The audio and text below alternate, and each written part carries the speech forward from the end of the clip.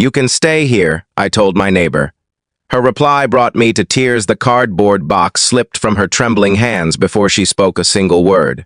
Family photographs scattered across the driveway, catching the warm afternoon breeze. While she stood frozen in front of my house with tears, she was trying desperately to hide. I had lived next door to Grace for almost 4 years in a quiet neighborhood outside Nashville, Tennessee.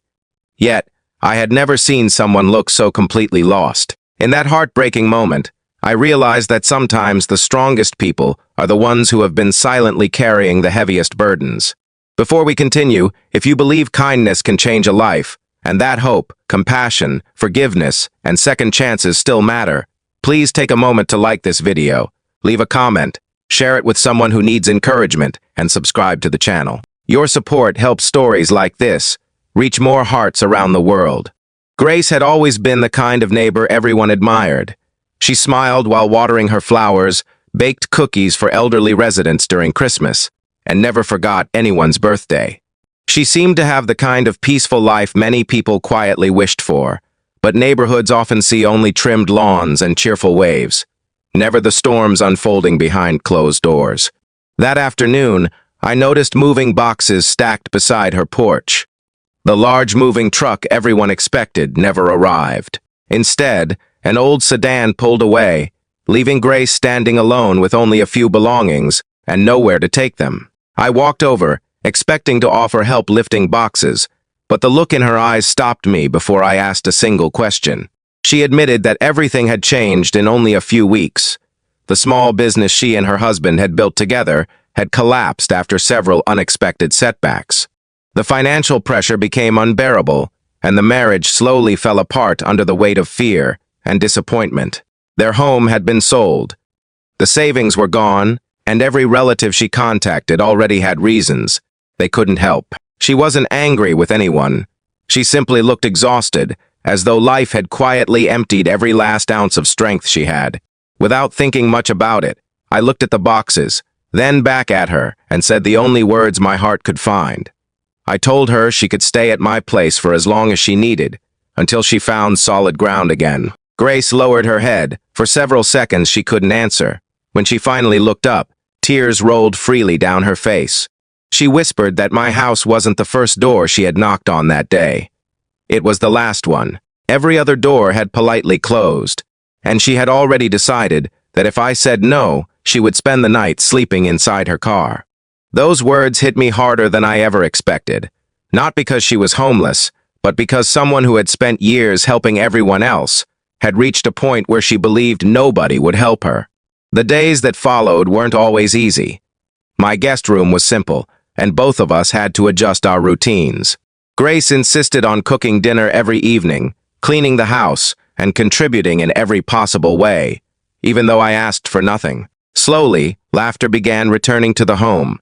She found temporary work at a nearby bookstore, where her kindness quickly made her a favorite among customers. One elderly customer happened to own a local publishing company and noticed her remarkable organization and gentle way with people.